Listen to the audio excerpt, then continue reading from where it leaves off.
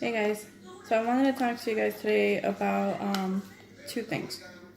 So one, well, they're both considered government assistance, or what's the other word I'm looking for? Basically, it's government assistance. So it's two programs that I'm currently enrolled in. I applied for both. I applied for one while I was living with my mom, and then I applied for the other once I moved in with my dad. So the programs are called in-home support and SSI. SSI is short for supplemental security income. So I applied for the SSI while I was living with my mom, and then I applied for the in-home support once I moved in with my dad. And I got approved rather quickly for the in-home support. I applied in July of last year, and then I got approved maybe October, around there. I think it was around October. It could have been sooner, but it didn't take that long to get approved. I applied for the SSI while I was living with my mom, and I just got an answer a couple weeks ago, and I got approved for it as well. It took a little longer to get the SSI. I had to go through doctor's appointments and basically for them to decide whether or not I was eligible for it. So with the in-home support, what happened was I applied, and I had a social worker kind of come over to the house, and she interviewed me, and Ray was here at that time, so she ended up speaking to him as well, because with in-home support you are able to pick your caregiver pretty much, because in-home support, that's basically what it is. And this is off their website. So it says in-home support services will pay for services provided to you so that you can remain safely in your home. And that's basically what it is. In-home support basically is an income for whoever you choose, whether it be a parent, a family member, or a friend, whoever you feel comfortable, or it can be a medical professional. Totally up to you. As long as you are comfortable with them, they're okay with paying them pretty much. Basically, the services are for them to come to your home and help you with everyday activities, whether that be cooking, cleaning, showers, anything that you pretty much need, running errands, anything that you need. You have someone that is available to you, and in-home support pays them. And basically, you are allowed a certain amount of hours based off of what the social worker pretty much says. Once they come, so that day that she came, she interviewed both me and Ray, and at the time I had the Foley catheter, and so I told her that I wanted Ray to be my caregiver. So he's considered my caregiver right now. So he helps me out. And so we got approved for that. And then I got approved for the SSI a couple of weeks ago. And that took a little longer because I applied when I was living with my mom. And then I moved to my dad's house. So I had to transfer my case. So that played a factor into how long it took for them to make a decision. And then I had my doctor's appointments. But the thing was that I applied while I was living with my mom. And then they had scheduled all of my appointments. And I was unaware that they scheduled my appointments because when I moved into my dad's house, I went to the Social Security office here. And I told them I moved, and I gave them the address of my dad and everything. And somehow in the system it didn't update. So my appointments for doctors were in the area closest to my mom, because on the computer it showed that I was still living with my mom, even though I wasn't. But they told me if I was to change that, change the date of my appointment and change the location, it would drag out even longer. So we made it work. I went to the doctor's appointments, and I had those doctor appointments in October, and then they finally made a decision.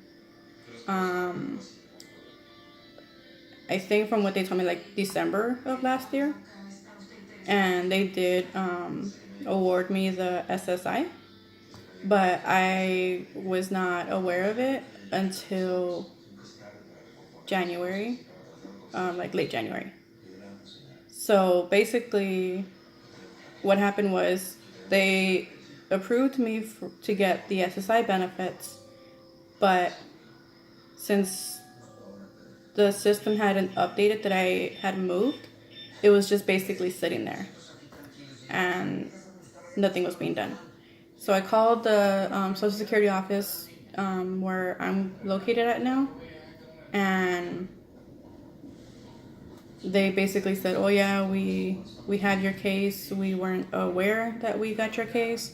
The office that it was at previously did not notify us that they were sending us your case. So it was just basically sitting there. So I called, and they basically said, oh, can you come?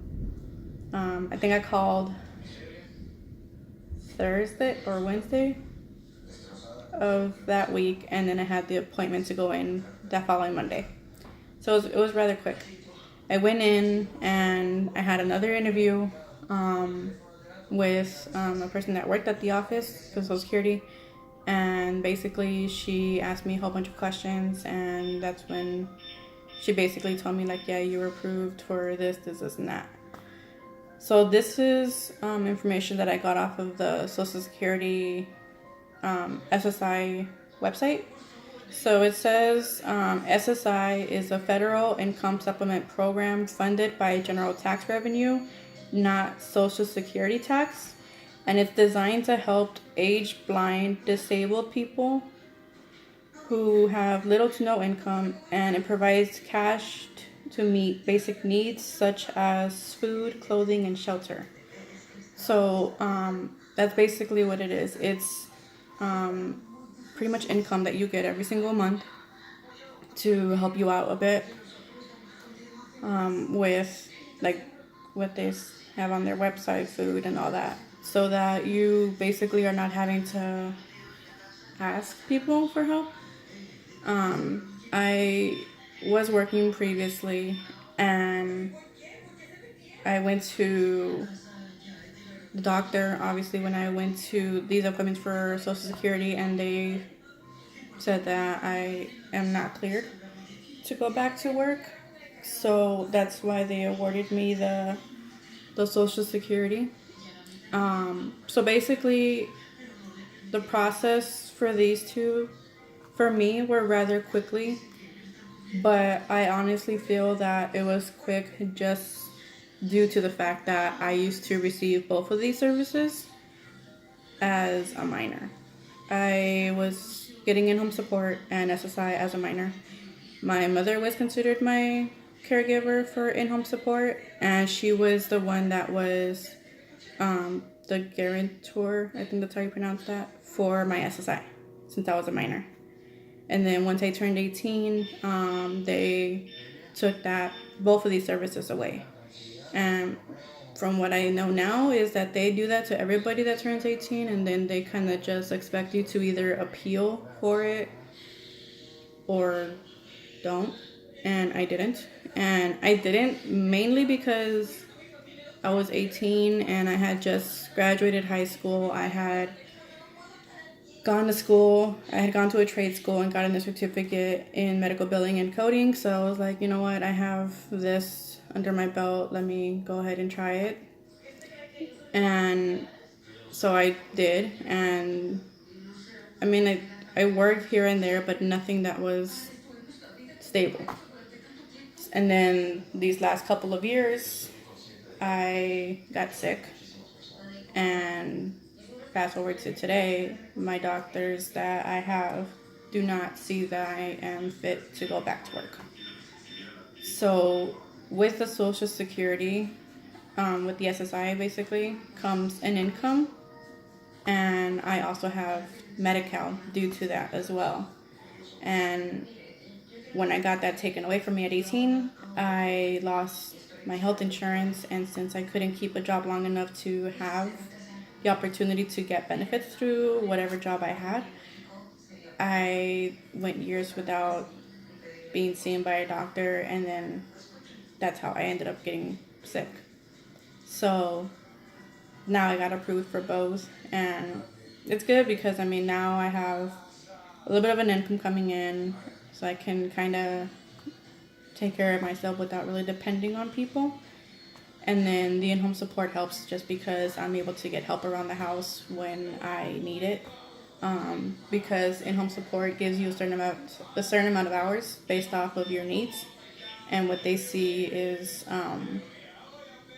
appropriate for what you need.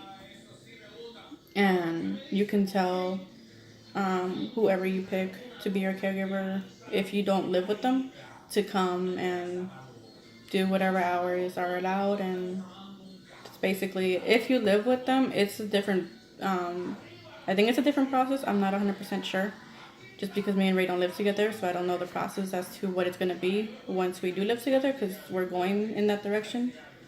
We're working on that. We just haven't got there yet. But yeah. Anyways, these services are in California. I'm in California. I don't know if it's in every single state, and if it is, I don't know the process of how to go about getting it for every single state.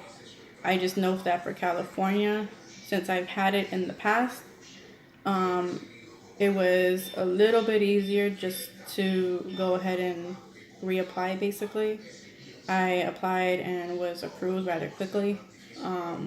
But I do know that some people go through these processes of having to apply for both and get denied and have to go through appeal processes, and it's a long thing. So if you are gonna apply for this, just keep that in mind, that there is a chance that you might have to go through a process of having to apply and appeal more than once. Some people do get lucky and get approved the first time around, which is great. But if not, just keep appealing until you get what you need, because at the end of the day, if you feel you can benefit from either one of these programs, go for it, because at the end of the day, you need to make sure you're taken care of and that you're good. So if you feel you are going to benefit from these, do your research, do what you need to do to go ahead and get on either one of these programs, or do a Google search to see what programs are out there for your benefit. So yeah, just wanted to give you guys a heads up on these two programs that are available to you. And if they're not available to you, I don't know what other programs are out there for you, but you can always do some research. But yeah, just wanted to share that with you guys. So I will see you guys in my next video. And as always, please don't forget to subscribe to my channel and like this video. And I'll see you guys next time. Bye.